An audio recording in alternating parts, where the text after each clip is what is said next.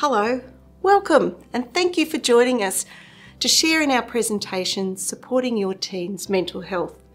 My name is Cindy Williams and I work in the Catholic Education Diocese of Wollongong Schools Improvement Specialist Support Team, which involves providing mental health support to the young people in our schools. Joining me today are two of my colleagues, Matt and Nicole, and I'll introduce them a bit later on in the presentation. The purpose of this presentation is to provide some general information regarding a young person's mental health and well-being and how parents and carers can recognise and support the mental well-being of their young people. Understanding a young person's emotional well-being can be very challenging, and we hope you find this information useful and practical. Before we go into our content, I'd like to begin, as we always do, with our prayer. We'll just take a moment to place ourselves in the presence of our loving God. In the name of the Father, the Son, and the Holy Spirit. Creator God, you are the source of all life and goodness. Be with us as we endeavour to create vibrant Catholic school communities in your name. Give us wisdom and courage to be able to support every student to find meaning and purpose in their life through experiencing continual growth in faith and improvement in learning. We ask this prayer through Christ our Lord. Amen. In the name of the Father, the Son, and the Holy Spirit. Amen. I'd like to acknowledge the traditional custodians of the Dharawal, Tharawal, Gundungurra and Yuin nations upon whose land our Catholic parishes, schools and agencies are built. We recognise their continuing connection to land, waters and culture. We pay our respects to their elders, past, present and emerging. We'd also like to acknowledge our parents and carers as the first educators of the students that we work with, and acknowledge that statistically most of us watching this presentation have some lived experience of mental health illness, either personally or as the carer, friend or family member of someone who has mental illness or experienced distress.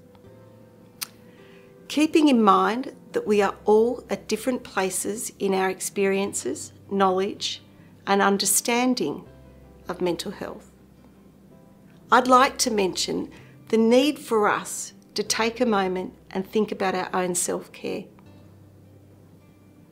The content of this presentation may cause some viewers some distress or trigger an emotional response. Please feel free to pause or take a break if needed. The contact number for Lifeline is on the screen right now, and we also encourage parents and carers to contact your child's school if you have any concerns about your child or young adult. To begin the content, I thought we'd also like to take a moment to clarify some key terminology related to mental health. Mental health itself is a broad term like physical health, which refers to the way you think, feel and act in your everyday lives and includes emotional, psychological and social well-being. We're going to begin with a short clip that explains some of the key terminology related to mental health. Being familiar and being able to use the correct terminology or language helps us also break down the stigma and shame that some people associate with mental health distress, problems and illness. Have you ever wondered about the difference between the terms mental health, mental distress, or mental illness?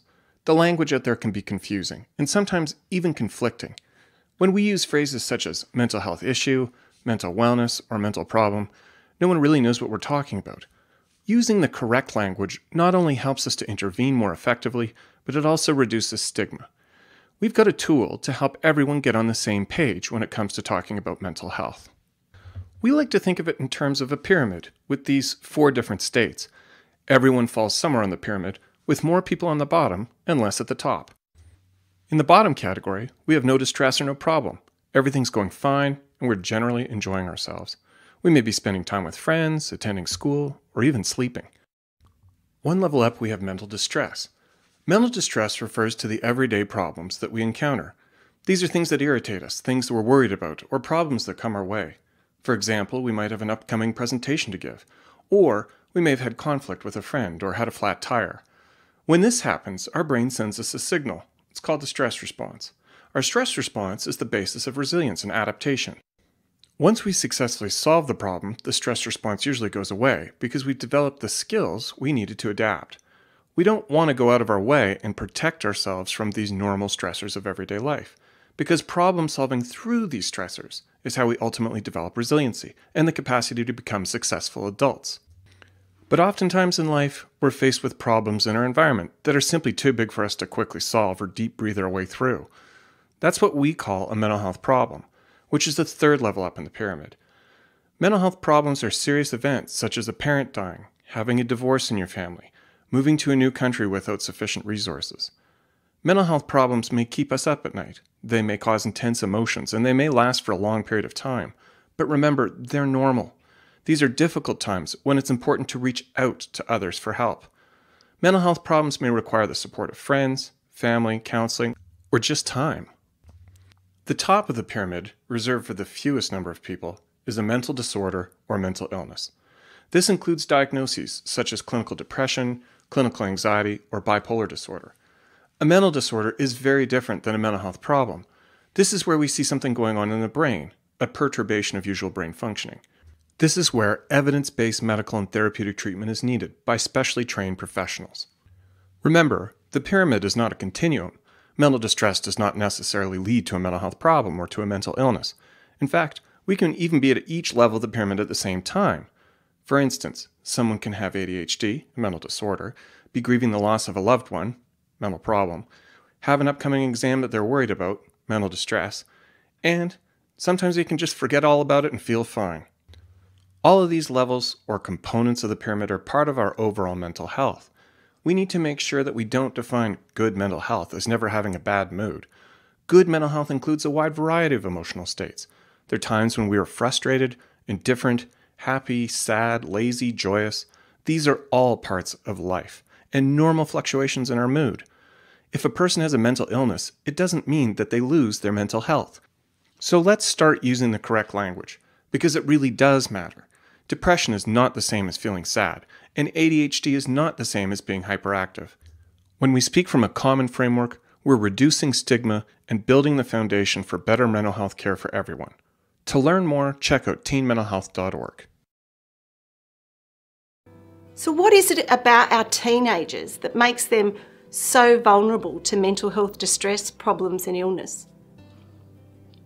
On the screen you can see some current statistics reflecting the situation as it currently stands for our young people in terms of the range of mental health issues for them.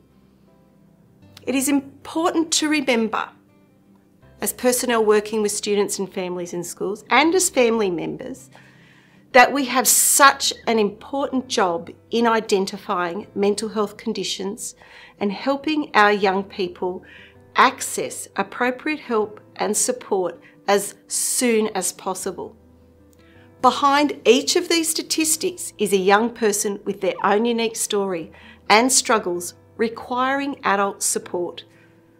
We also need to remember that young people are less likely than any other age group to seek professional help, and the consequences of not addressing adolescent mental health conditions can extend to adulthood, impairing both their physical, mental health and limiting opportunities to lead fulfilling lives as adults.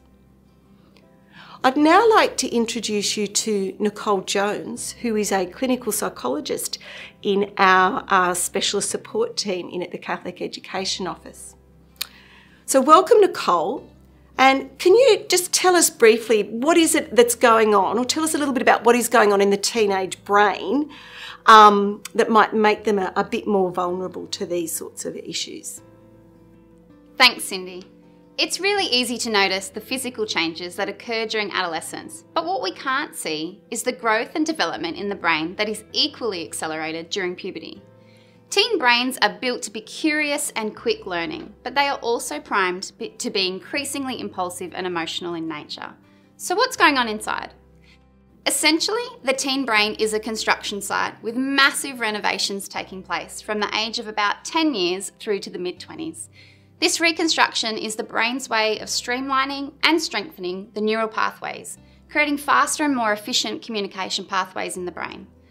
This is necessary to prepare the child's brain to cope with the complexities of adult life. This reconstruction is much like the national broadband network rollout across Australia. It takes a really long time and we don't all get NBN at the same time. It goes suburb by suburb. In the brain, the reconstruction starts at the back and moves towards the front of the brain, leaving the prefrontal cortex until last. In the visual image, this is the yellow-coloured section. This area of the brain is responsible for tasks like decision-making, problem-solving, impulse control, and reasoning, thinking things through. So how do we explain teens' impulsive and risk-taking behaviours? Well, the answer lies in the limbic system. It's located in the temporal lobes, the red-coloured section in our picture. This area undergoes reconstruction well before the prefrontal cortex. This system is responsible for reward and pleasure seeking, motivation, emotions, and the fight-flight-freeze response. So until the prefrontal cortex can catch up in its reconstruction phase, this desire for rewards and pleasure seeking and motivation for social acceptance overrides the teen's ability to control their impulses and problem solve. It's not that they can't make good choices or control their impulses, rather they just can't always do it in the moment. Knowing this information about teen brains helps us as parents and educators to keep some perspective on our expectations of their behaviour, but also gives us some hints as to how we can help their healthy development into adulthood. So what can parents do during this time? Well, 1, teens need caregivers to set appropriate limits on their behaviour. They essentially need caregivers and society to provide some breaks while their brains are still developing breaks of their own. Whilst adolescence is very much about seeking new experiences and independence, teens still need lots of quality time with healthy adults to help shape their brains and learn new skills. They need the guidance of adults with mature prefrontal cortexes and the experience. Discuss problem solving and consequences regularly with your teen. Let them hear different perspectives and ways to handle life's challenges. Know your teen's friends. Remember, in the presence of peers, teens' desire for potential reward can overpower their concept of right and wrong. It really helps to have good influences around you. Provide opportunities for structured risk-taking by encouraging teens to try new things. Tap into the brain's desire for reward in constructive ways. Help teens learn skills that support independence, like budgeting or life skills around self-care, cooking, washing, applying for jobs. Let them have increasingly more control under your supervision over different parts of their lives as they develop into young adults. And of course, healthy brain development needs plenty of sleep, physical activity, and healthy nutrition. So, one area that can be really challenging when parenting teens is trying to reason or negotiate with them, but emotions just keep getting in the way, and conversations can easily escalate into arguments. This model of the 3 R's, regulate, relate, and reason, by neuroscientist Bruce Perry, can be really helpful to keep in the back of your mind when communicating about tough stuff with your kids. It's based on the concept that when someone is emotionally dysregulated, it's really difficult for them to listen, understand, and cope. Essentially, when the limbic system is highly activated, the prefrontal cortex can't do its job properly. So the model suggests that we first must help the young person to regulate their emotions. For teens, this may be something we talk them through using emotion coaching statements, or helping them to engage in activities they enjoy, or even giving them some space just to take some time out. Secondly, we need to focus on making sure they feel connected to us. Validate their feelings, try to be curious about their experiences, let them know through your actions and your words that you're in this together. Only then can we really get to the reasoning phase. This is when their brains are open to thinking things through, seeing your perspective, thinking about consequences and what could I do differently next time. So trying to rationalise with your teen or get an explanation as to why they did X, Y or Z when they were dysregulated is not an effective strategy for the teen brain. Bruce Perry's model can give some guidance to parents in how to manage these big emotions and get the most value out of your time communicating with your teen, and also strengthening your relationship with them at the same time. So one of the challenges for parents is to know when they should be concerned about their child's mental health. I'm going to introduce you to Matt Berry now, who is our counsellor and team leader in the Macarthur region for CatholicCare. Welcome, Matt. Matt, can you tell us a little bit more about this and what could be some of the early warning signs that may indicate to a parent or carer that their child's mental health is a bit of a concern? As explained wonderfully by Nicole, adolescence is a complex period, and I'm sure parents of teenagers know firsthand the difficulties of the NBN rollout. So how do we know during this period of rapid change what we should actually worry about? And what becomes paramount during this period is identifying patterns of behaviour that persist for weeks. And parents are going to be experts in this area. And I'll give you an example. If John, 15, who enjoys school and does reasonably well in his academics, begins to disengage from school and his results decrease significantly. If John, a sociable young person and keen soccer player, disengages from his friends, begins to communicate less and less to his mother and father, and then quits soccer. John also begins to spend increasing amounts of time in his bedroom, appears tired all the time, and takes less and less care in his personal hygiene. So if you've noticed these signs, what do you actually do? And the first thing you need to do is start a conversation with John. Before talking to John, prepare by creating a space free of interruption.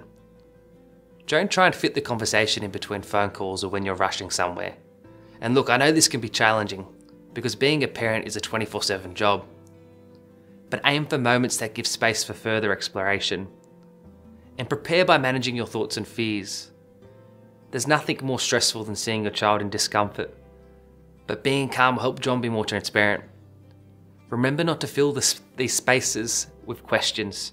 Remember that we all suffer from physical aches and pains from time to time, and we're all going to suffer from psychological pain from time to time. Historically, there's been one difference, and that's just we don't have a conversation about it. So over the next few slides, I'm going to discuss some of the strategies that can be helpful when you're having these difficult and sometimes daunting conversations. The reason I thought to include this in the most frequent questions section is, it's the most common question I'm asked, is what do I say if I'm worried and how do I actually say this? And I'll start by saying there's no easy way to have this conversation. But we can frame the conversation in a way that's easier for our young person to hear. Start the conversation by referring to any changes that you've noticed lately. Be specific, state that you're worried, that you care, and that you're there for them. Leave the door open. There's no expiry on when this conversation can be had. You are ready whenever they are ready. It can be super awkward, but leave gaps of silence for your son or daughter to fill.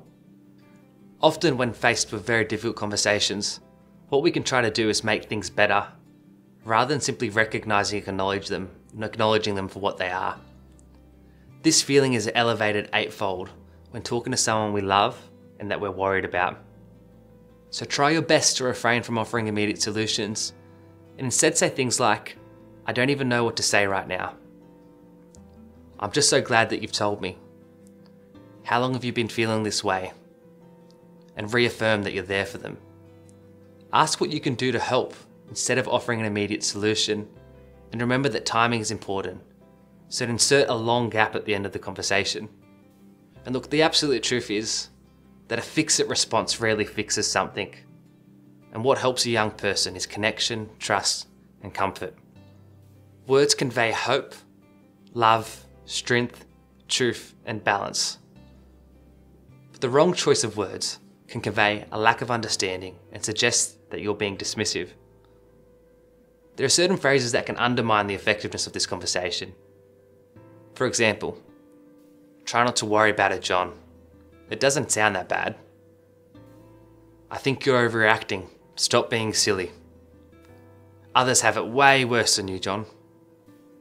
Try and substitute these phrases with statements that mirror understanding. For instance, it sounds like you are feeling really low at the moment, John. I can see that this is worrying for you. Look, I don't have all the answers, but we can figure this out together. Look, imagine for a second telling someone with a broken leg to jump up and down on it. And look, I hope you wouldn't do that. Psychological pain, although not visible and far more difficult to discern, needs the same care. So pretty please remember that after this presentation, you don't need to be an expert to have the conversation. And if you were thinking as we're going through the dreaded don'ts, I've done that, I've said the wrong thing, don't beat yourself up about it. Because the most important thing you've done by having the conversation is let them know you care. You've reminded them that you're in it with them. So I'll just go to a quick clip now and we can see what this looks like in action.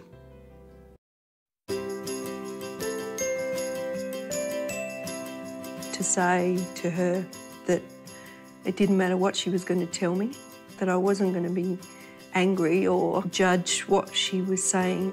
We will care for you no matter what, and no matter which direction you take, we will support you. I promised you that we'll get through this together. You've got me, and we'll do something to make it better.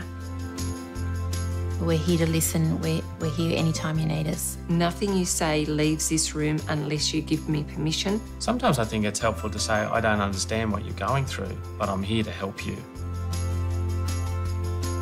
We just sat beside her and cuddled her and said things like, we're always here, you're never alone, just making her feel safe. She was so down and so miserable that she was relieved that I said, we've got to fix this because this is just not how you should feel. When they're suffering depression, they're a bit more sensitive than they normally would be. So you've got to be really careful about what sort of words you use, what phrases you use. You saying that, you'll be right, just get out of bed. Look, the sun's shining, get out there. It's really devaluing what they're feeling. If he tells me he's feeling low and not coping too well, and I just say, yeah, I understand, mate. If I haven't suffered from anxiety and depression, I don't understand. I actually don't think they like us going, oh, well, I remember when I was that age. I don't think they like hearing that at all. No, it's one thing to be empathetic, it's another thing to take control of the conversation and say, hey, I'm going to tell you about my life. You beat yourself up a little bit when you do say the wrong thing or do the wrong thing, but it's trial and error. It doesn't matter whether it sounds articulate, just begin a conversation, something that you believe will lead you somewhere, because I think the worst thing to do is to stand on the sideline and say nothing for fear of not getting it right.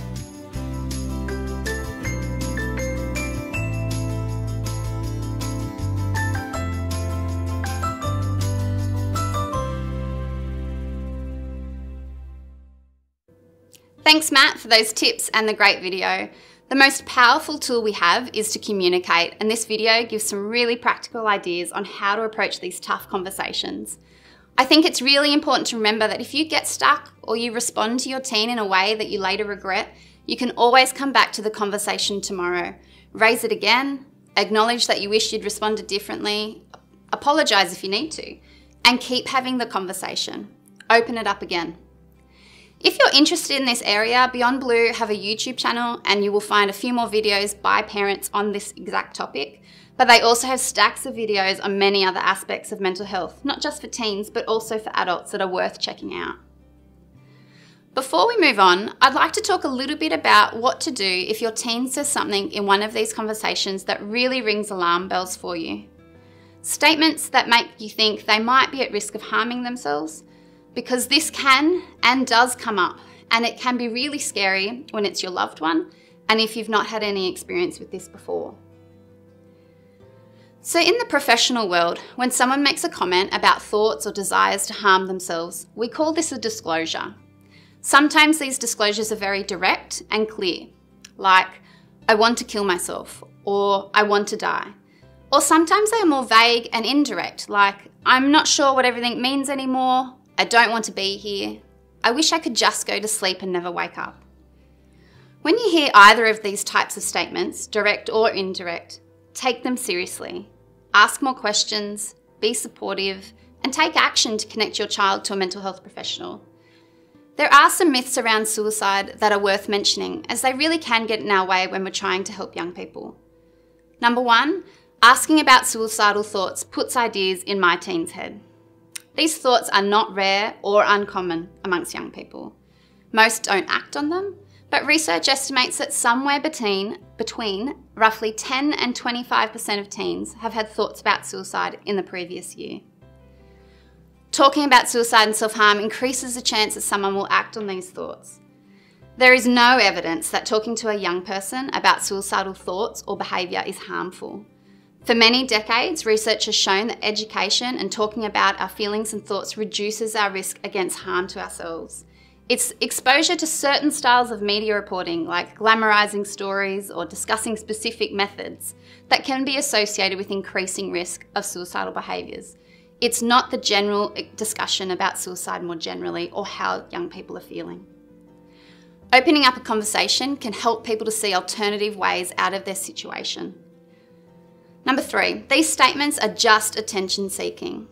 People disclosing thoughts about suicide are seeking attention in an attempt to elicit your help and support as they feel overwhelmed to cope on their own with their circumstances. Research tells us that even when thinking about suicide is mild and may only be reported on one occasion, it can be associated with clinically significant symptoms of depression. So your young person might be experiencing more than they are letting on, and early intervention results in the best outcomes for recovery. Going into detail about all the ways you could respond to a disclosure is beyond the scope of our webinar today, but those interested, I highly recommend this online resource below, Conversations Matter, a resource for discussing suicide. It provides examples of how to respond to disclosures and tips on encouraging the person to seek mental health professional care. It's a really great resource. So let's say you've come to the understanding that your child needs to access some professional help, but where do you go? The first place that most people visit is their family or local doctor, their GP. GPs are an excellent option as they can screen your child's physical and mental health at the same time and make referrals to specialists for further follow-up. They may refer you to a psychologist or a social worker or suggest you engage with a counsellor. These three professions all have different training and skills, but typically they all offer talk therapies to support people to manage their symptoms and reach their goals.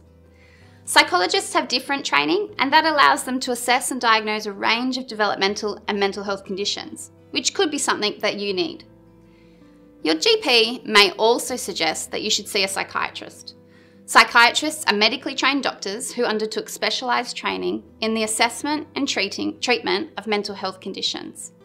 They can also offer talk therapy, but are better known for their work with moderate to severe mental health presentations and their capacity to prescribe medications. It can be really tough for parents to know when to seek support and where to go. So a simple sliding scale is to think about mental health in line with physical health. If you are a little bit worried about someone, you'd seek help for them in the next few days or over the next week, whether it be a persistent cough or a rash, or maybe they aren't sleeping well and they seem down. Whatever it may be, you would do something to get them help in the next few days. With mental health, you could see your GP for a review and perhaps access what we call a mental health care plan. These plans get you or your child access to Medicare subsidised sessions with a psychologist or social worker.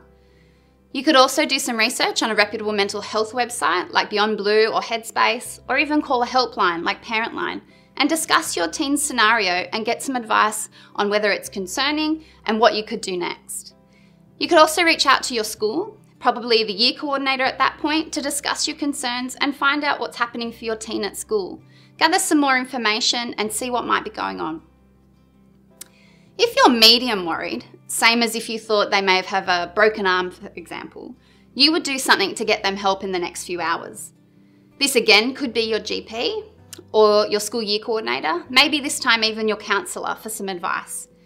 There's also the New South Wales Mental Health Line, a 24/7 professional mental health assessment and advice line run by New South Wales Health.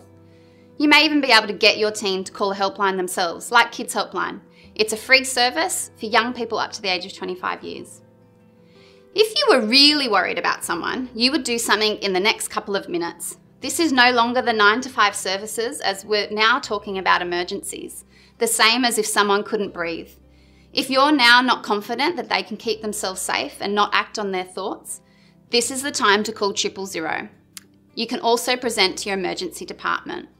Hospitals have trained mental health professionals who can assess your teen's needs and offer referral suggestions and treatments. It's really important to remember that if you do present to hospital, that being discharged does not mean that everything is now resolved. Follow up with an appointment with your GP in the next few days and get a referral to some ongoing community support, like a mental health care plan. Thanks, Nicole. On the screen, we now have some of the important numbers that are easily accessible for young people to use. Feel free to take a screenshot of these. You can suggest these to your young people. They're all similar in that they are all appropriate and relevant to young people, and many of them have options for both online or over the phone counselling as well. All of these are free and do not require any referrals from a GP. I would like to point out the Kids Helpline, which is a useful resource for 5 to 25-year-olds. So let's just say that as a family we're connected to counsellors, or maybe my child is refusing support. What else could I do as a parent, Matt? A good starting point is implementing or increasing and maintaining protective factors, or removing or decreasing risk factors. So you're probably wondering, what is a protective factor? And a protective factor is any characteristic at the biological, psychological, family or community level that reduces a risk factor's negative impact. And there are any characteristics that are associated with the higher likelihood of problem outcomes. For instance, school disengagement, problematic drug use, inappropriate technology use. And one example of facilitating a protective factor, and look, I'll refer back to John again. If John isn't ready to access counselling, encourage and support him to stay involved in soccer. You could do this by maybe taking him to his matches and watching them. Alternatively, encourage connection by making it a house rule that the family sits down for dinner. Another strategy that could be incorporated is the removal or reduction of risk factors. So if John has been spending an increasing amount of time online, on his phone, you could look at having some parental locks on the internet. And this is simple. All you need to do is contact your internet provider and ask them to set up some parental controls. Another way to mitigate bullying and negative social media exposure is make it in condition that John has access to a social media app, that you're added to that profile as a friend. And I definitely know there'll be some pushback, and that's okay. You're setting up a reasonable boundary and some structure. So an important thing to remember is you're not alone in this, and your school is there to help. For instance, the pastoral care team at your school can arrange check-ins with a mentor, provide additional supervision, and negotiate adjustments to academic load and expectations. They can link your student to some of the peer groups that are facilitated internally at your school. Sometimes therapeutic support might be suggested by the pastoral team at the school. And the good news is that all Catholic schools have a counselling service, and this service is unique to other school systems due to the high number of days a counsellor is available at the school. If John seeks access to counselling, he will be accessing CatholicCare's School, Student and Family program, which provides counselling services to the Diocese of Wollongong.